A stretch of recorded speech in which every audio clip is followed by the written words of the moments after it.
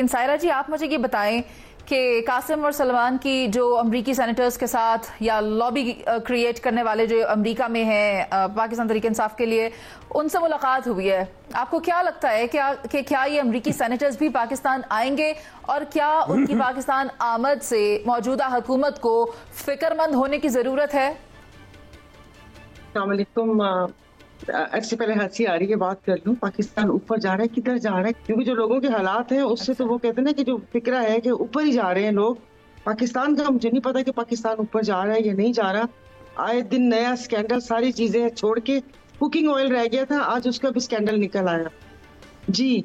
उससे पहले आप बात कर रही थी, देखिए अब उनका तो वो एक ह्यूमन राइट्स के हवाले से, और वो कहते हैं कि अपने वालिद मोहतरम की वारसी कर रहे हैं। यहाँ पर आपके प्रोग्राम में पहले भी बात हो चुकी है, यहाँ पर वारिसों ने वो तहरीकें चलाई हैं और आके वो अपने ये तमाम चीजें की हैं।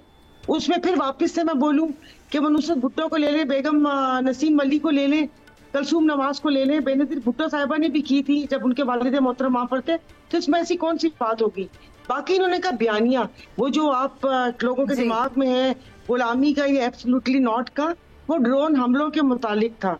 और आपने कहा ये वही लोग हैं जो गजा में नस्ल कशी में शामिल हैं, तो किसने कहा था कि उनको नोबेल प्राइज के लिए आप लोग नॉमिनेट करें? क्या वो उसी उनकी काबीना की है ना? उनके पूरी जो सिस्टम है जो उनकी उसके सारे वो हिस्से हैं। कैसी बातें कर रहे हैं जी? तो मुझे नहीं समझ आ रही। अब वो कर रहे हैं, वो देखे जब जिस वक्त वो आएंगे तब देखा जाएगा कि वो आते हैं, वो यहाँ पर क्या करते हैं। ठीक है सायरा जी, तब देखेंगे। और जहां आप वो ड्रोन्स की बात कर रही है, मुझे याद पड़ता है ये बेसिस देने की बात थी जिस पर इमरान खान साहब की तरफ से कहा गया था एब्सोल्युटली नॉट। लेकिन उनकी तरफ से एक और बात जो की गई थी वो ये थी कि क्या हम कोई गुलाम हैं?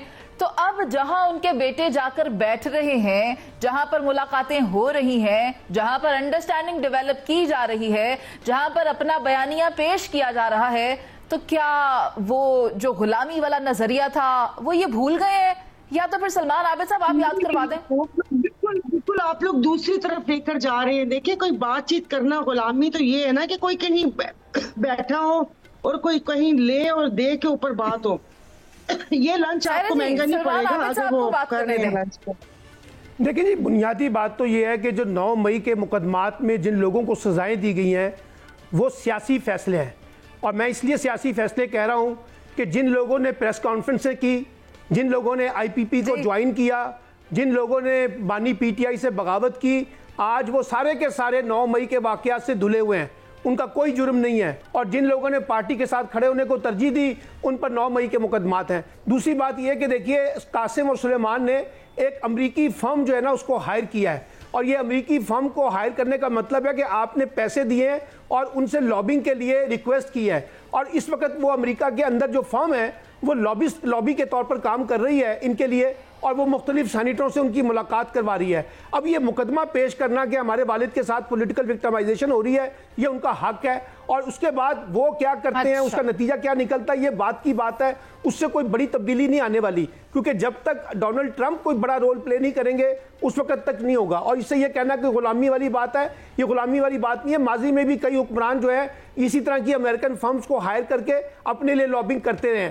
तीसरी इंपॉर्टेंट बात यह है कि जो तहरीक चलाने की बातें हैं, तहरीक तो इस वक्त चलेगी या नहीं चलेगी, लेकिन उसके इम्कानात मुझे इसलिए कम नजर आते हैं। मुकम्मल हो गया, मैं डिबेट ओपन कर रही हूँ, अगर चाहें तो इस पर बात कर सकते हैं। लेकिन साथ साथ ये भी बताएं कि एक और बात गर्दिश कर रही है, वो ये है कि शाह महमूद कुरैशी अब इस पार्टी की क़यादत संभालेंगे, तो क्या पार्टी के अंदर वाले लोग इस चीज को कबूल करने के लिए तैयार हैं? बरलास साहब।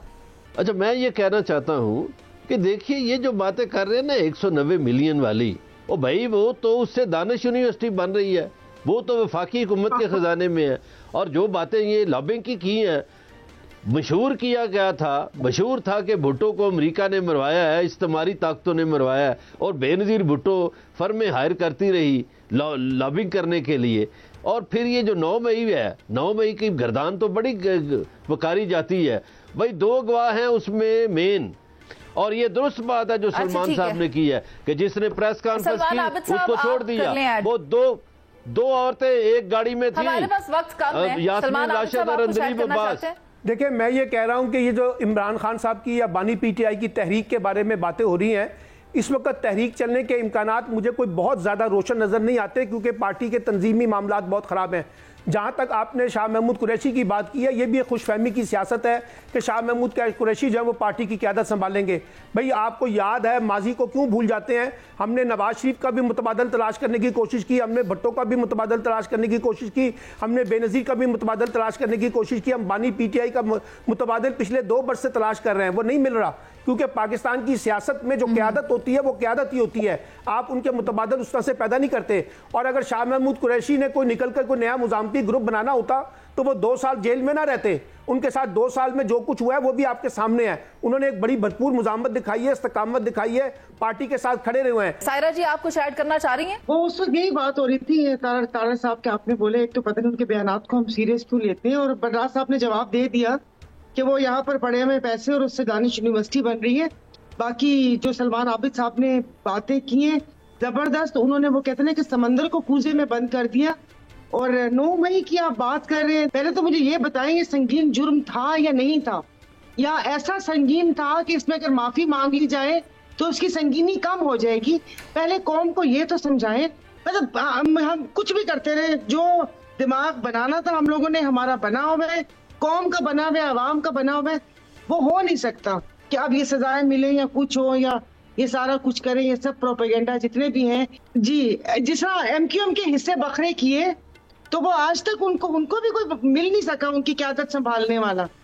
वो भी बस बीच की बिल्ली बने घूम रहे होते हैं, कभी इस पलड़े में कभी उस पलड़े में। तराजू का वजन पूरा करने के लिए उनको बाट के तौर पे इस्तेमाल किया जाता है, उनको भी नहीं मिला।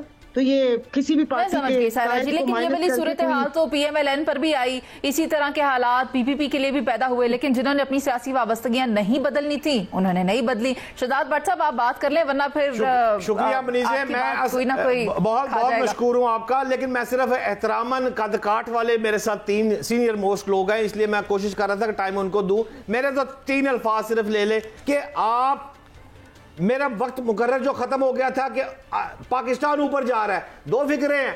आप जरा गौर करें इसाक डार को, क्या आनी और जानी है, किन ममालिक में क्या जा रहे हैं। आप आसिम मुनीर साहब फील्ड मार्शल को देखे, चाइना का टूर देखे, और खबर दे रहा हूं मुनीर आपको, आप सायरा बानो के इलाके के मिस्टर बिलावल भुट्टो साहब को देखे, 8 दिन अमेरिका गए हैं और उन 8 दिन में जॉन F.D. कैनेडी एयरपोर्ट पर उतरे, वहीं से वापस आए, कोई खबर नहीं, कोई प्रेस रिलीज नहीं, कोई तस्वीर नहीं। क्या किया है? ये वो काम कर रहे हैं। आप इस वक्त 3 बंदों को गौर करें, आसिम मुनीर साहब को, बिलावल भुट्टो साहब को, इसाक डार साहब को। ये वो अफराद काम कर रहे हैं जिससे मुल्क ने ऊपर जाना है, चाइना नहीं जाना, लंदन नहीं जाना। आपका पॉइंट आ गया है।